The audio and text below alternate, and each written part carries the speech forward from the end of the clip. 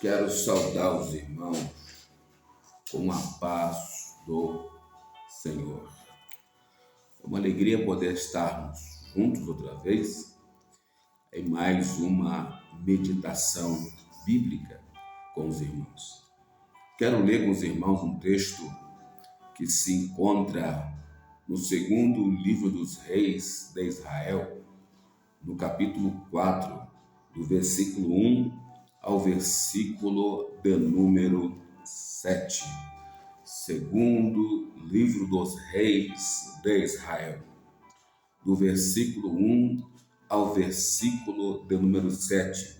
Está escrito assim, segundo a tradução que eu estou portando. Certa mulher, das mulheres dos discípulos profetas, clamou a Eliseu dizendo: meu marido, teu servo, morreu, e tu sabes que ele temia o Senhor. E chegado o credor para levar os meus 2 filhos para serem escravos. Eliseu lhe perguntou: que te hei de fazer? Diz-me o que tens em casa. Ela respondeu: tua serva não tem nada em casa, senão uma botija de azeite. Então disse ele: vai, pede emprestado vasilhas a todos os teus vizinhos, vasilhas vazias, não poucas. Então entra e fecha a porta sobre ti e sobre teus filhos, e deita o azeite em todas aquelas vasilhas, põe à parte a que estiver cheia. E partiu, pois, dele, e fechou a porta sobre si e sobre seus filhos, e estes lhe chegaram as vasilhas, e ela as enchia. E cheias vasilhas, disse ela a um dos seus filhos: chega-me aqui mais uma vasilha. Mas ele respondeu: não há mais vasilha nenhuma. E o azeite parou. Então foi ela e fez saber ao homem de Deus, e ele disse: vai, vende o azeite, paga a tua dívida, e tu e teus filhos vivei do resto. Meus amados irmãos, dentro desta leitura que nós acabamos de fazer, eu quero meditar com os irmãos sobre este assunto, vencendo a crise na crise. Vencendo a crise na crise. Porque o próprio versículo 1 que nós lemos está escrito assim: certa mulher das mulheres dos discípulos profetas clamou a Eliseu dizendo: meu marido, teu servo, morreu, e tu sabes que ele temia o Senhor. E chegado o credor para levar os meus 2 filhos para serem escravos. Irmãos, vamos nos reportar à cultura daquele povo. Irmãos, se tem uma coisa que nós não fazemos planos, é para a nossa morte. Nós sempre planejamos para ir a uma festa, comprar um carro, fazer uma faculdade e etc, etc. E a gente nunca imagina que vai acontecer isto, a morte. E no texto aqui que nós lemos, esse homem que veio a óbito, ele não pensou que ele não terminaria aquele ano, ou não imaginou que no meio ou no princípio do ano ele não estaria mais com a família, ele ia provar a morte. Porque o texto vai nos dizer, e eu posso conjecturar, porque ele fez dívidas. Ele não fez dívida pensando que ele ia morrer. Se ele soubesse que ele ia morrer, ele não ia fazer dívida. Então ele fez dívidas. Então eu imagino que ele pode ter feito dívidas para arrumar a casa, deixar a casa dele mais bonita, mais confortável para a mulher e os 2 filhos, que é a família dele. Mas aconteceu o quê? Aconteceu que veio ele a óbito. E quando ele veio a óbito, o que acontece naquela época, as mulheres não tinham ajuda do governo, porque se tivesse, ela não precisava recorrer a outra pessoa. Como hoje em dia, se o marido morre, a esposa fica recebendo uma pensão até que ela morra também. Não é como nossa legislação do nosso país assim permite, que a viúva, né, fique recebendo uma pensão. Tanto que os vizinhos, os credores foram até ela para receber a dívida. E o que ele deixou para ela? 2 filhos e dívida, porque ele não imaginava, não pensava que iria morrer, mas morreu. E aqui veja que ela, nesse momento que ela fica pensando o que fazer, com quem buscar a solução do seu problema, ela então se lembra de uma pessoa. Ela não ficou choramingando, mas vamos entender e aprender com ela algumas lições para sairmos da crise na crise. Então, a primeira lição que eu aprendo para nós sairmos da crise na crise é irmos até a pessoa certa. Não adianta você ficar falando seu problema para o vizinho da direita, do vizinho da frente, do vizinho de trás, do vizinho da frente. O que você tem que fazer é ir até a pessoa certa. E aqui, no versículo 2, ela foi até a pessoa certa. Então, ela vai até a pessoa certa. Meu marido, teu servo, morreu, e tu sabes que ele temia o Senhor. Chegado o credor para levar meus 2 filhos para ser escravo. Disse Eliseu. Eliseu lhe perguntou: que te hei de fazer? Dize-me o que tens em casa. E ela respondeu: tua serva não tem nada em casa, senão uma botija de azeite. Veja que a primeira lição que nós aprendemos com ela é que ela foi até a pessoa certa. Ela foi até o homem de Deus, que naquela época era o profeta Eliseu, e o que ele falava, Deus trazia à existência, porque Deus tem um compromisso e tinha um compromisso com ele, porque ele foi o sucessor de Elias. Então, para você sair da crise na crise, a primeira coisa que você tem que fazer é ir até a pessoa certa. Não fique batendo em portas que não vai te levar a lugar nenhum. Aqui, na época, era Eliseu. E sabe quem é a pessoa certa que você pode procurar para resolver o seu problema? O pastor da sua igreja, o pastor da sua congregação. Ele é a pessoa certa para você procurar. Labaracandarabachanda. Não fique aí zanzando de um lado para o outro, batendo de perna para lá, para cá, se frustrando, se decepcionando, se magoando, se dizendo não. Vá até a pessoa certa. Vá até o seu pastor que você congrega com ele, aquele que ora por você, aquele que está visitando você. Vá até o seu pastor. Tome um conselho com ele, o que você deve fazer para sair dessa situação que você está vivendo. Ela fez isso. Ela foi até a pessoa certa. Ela foi até o homem de Deus. Na época era Eliseu. Eliseu tinha a palavra de Deus para ela. A mesma coisa, o seu pastor, o seu dirigente da congregação, ele tem uma palavra de Deus para a tua vida que vai resolver o teu problema. Então disse ele: vai e pega emprestado vasilhas a todos os teus vizinhos, vasilhas vazias e não poucas. Então, quando ela foi até ele, ele lhe deu uma instrução. Então disse ele: vai, pede emprestado vasilhas a todos os teus vizinhos, vasilhas vazias e não poucas. Olha só, ela foi até a pessoa certa e ela recebeu o quê? Uma instrução, ela recebeu uma direção. Quando você for o seu pastor, quando você for o seu dirigente da congregação onde você congrega, ele terá uma palavra de Deus para você. Faça o que ele disser para você e você vai ver as coisas acontecerem.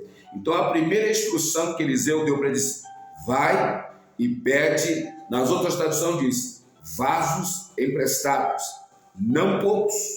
Vai e pede vasos emprestados, não poucos.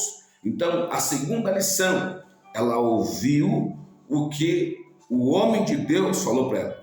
Ouça a instrução do seu dirigente.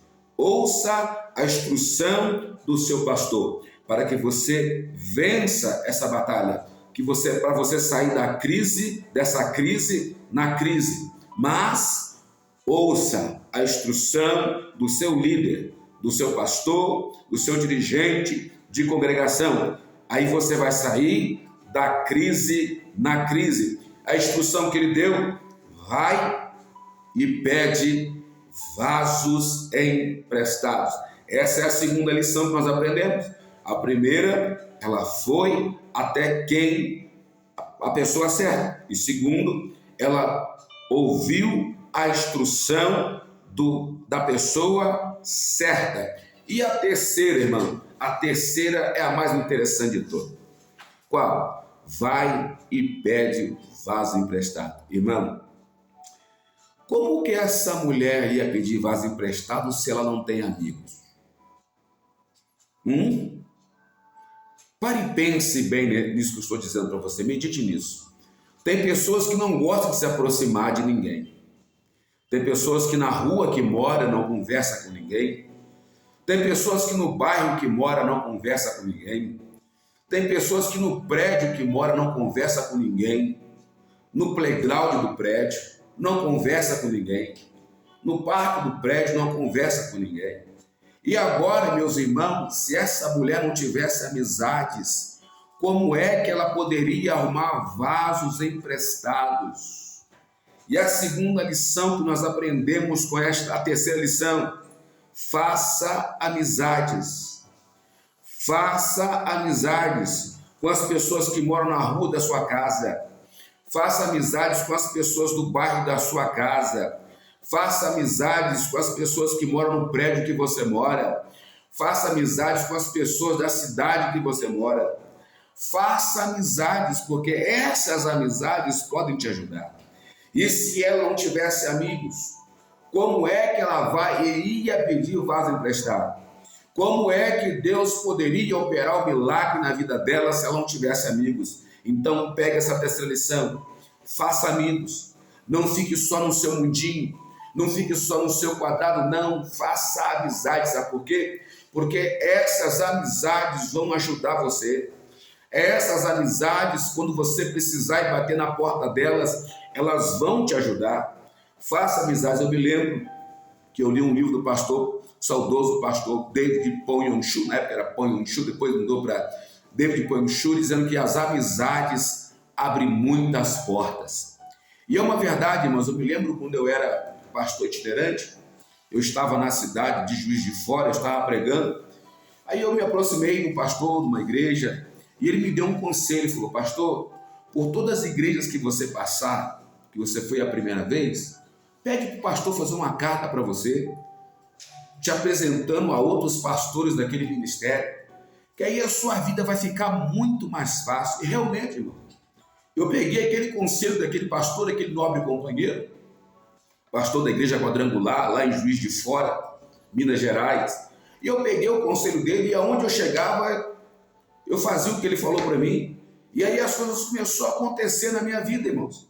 Porque quando você chega apresentado por um amigo, apresentado por alguém, as coisas ficam mais fáceis. Aí eu comecei a ir para um lado, para o outro, pregando, e quando eu chegava lá, fazia amizade com aquele pastor, eu falei: pastor, quer ligar para mim? O que foi, meu amigo? Fala comigo. E eu falava: pô, eu quero conhecer tal lugar, o senhor conhece algum pastor lá? Conheço. Abre a porta para mim lá.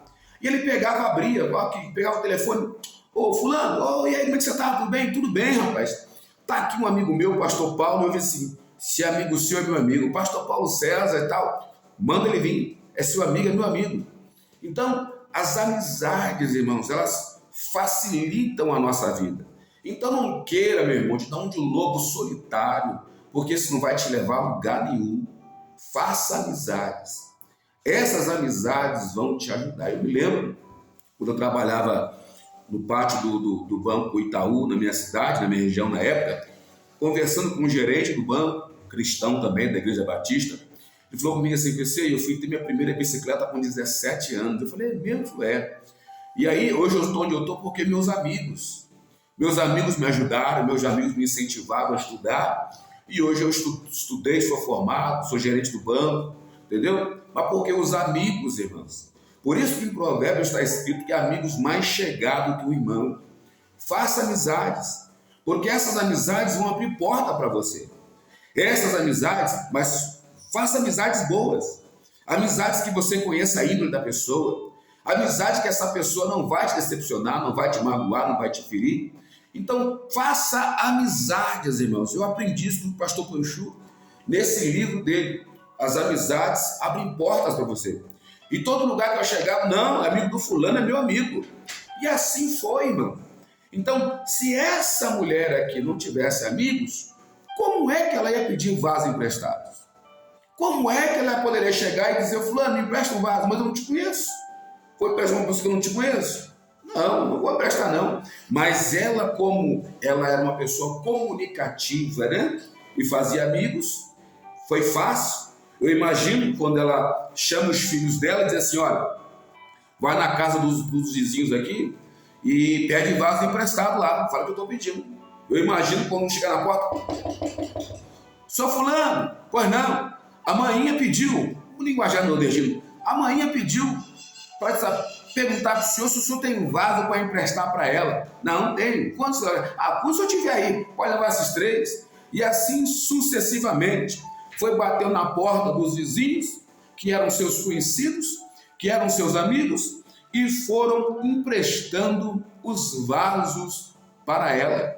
E ela foi enchendo a casa de vasos. Imagine se a casa fosse 3 quartos, 2 banheiros, 2 cozinhas, 2 salas, aquela quantidade de vaso lá. E ela fez igual ele falou.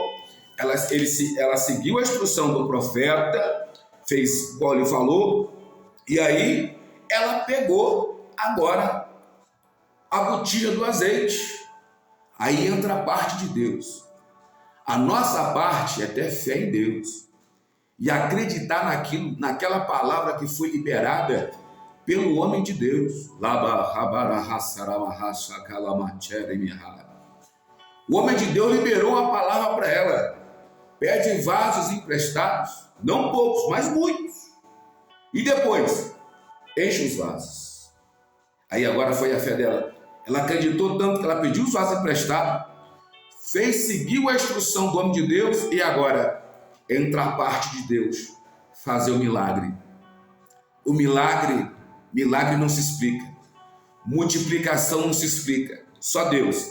Imagina, uma botija de azeite, encheu um monte de vaso, no primeiro, no segundo, no terceiro. Vamos supor que tinha vaso de 20 litros, 30 litros, 10 litros, 20 litros, 30 litros. E ali, conforme ela ia virando a botija do azeite, os vasos iam ficando cheios, ficando cheios, ficando cheios. Meu Jesus querido, irmão, pensa num trem, como diz o mineiro, pensa num trem.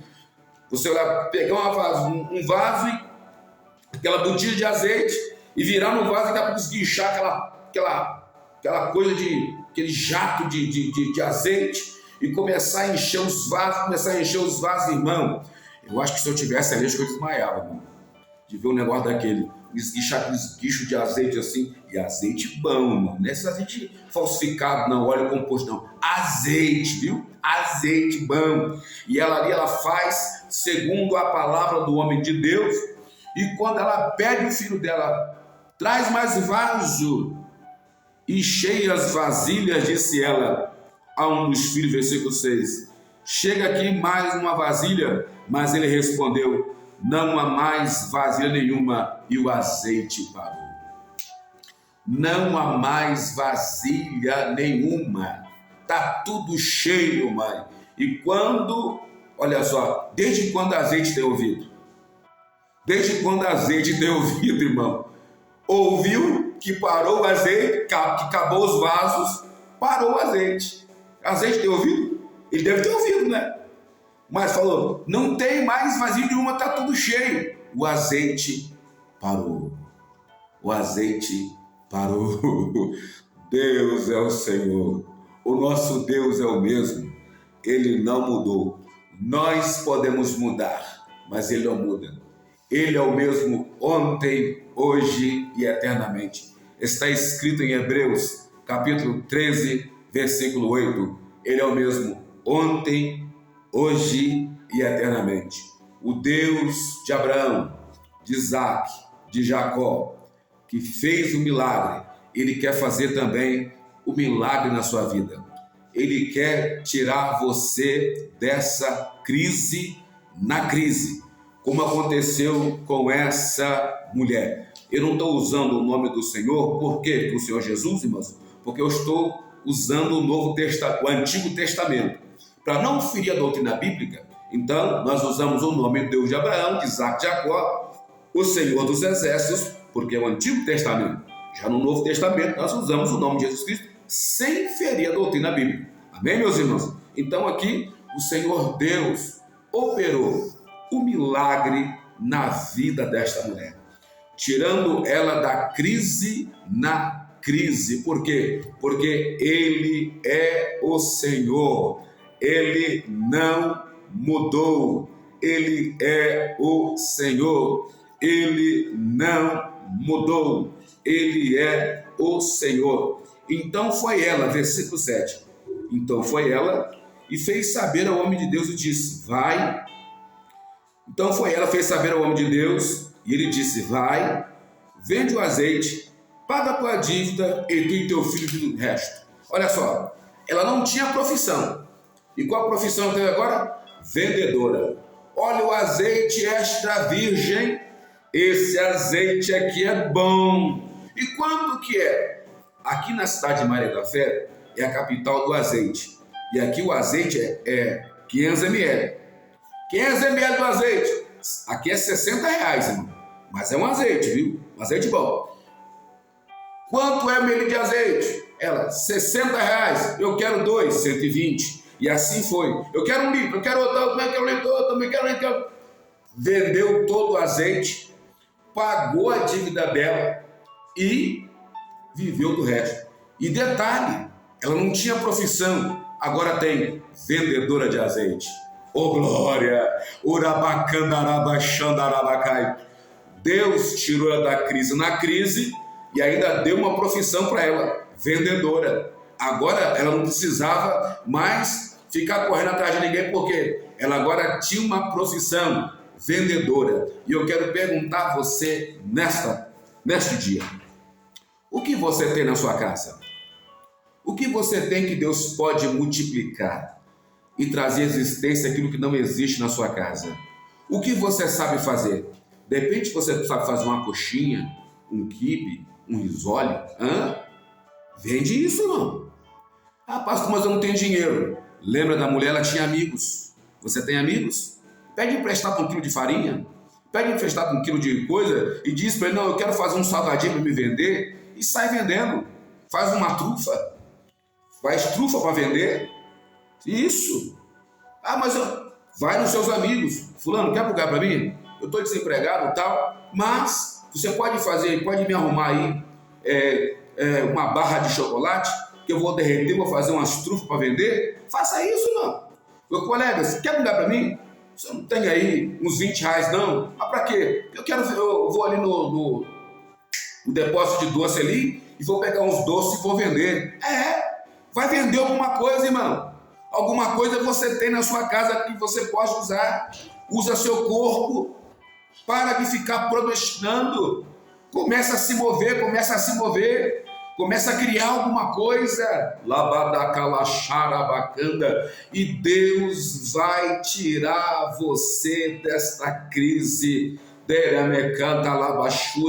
2025 começou. É o teu ano. É o teu momento.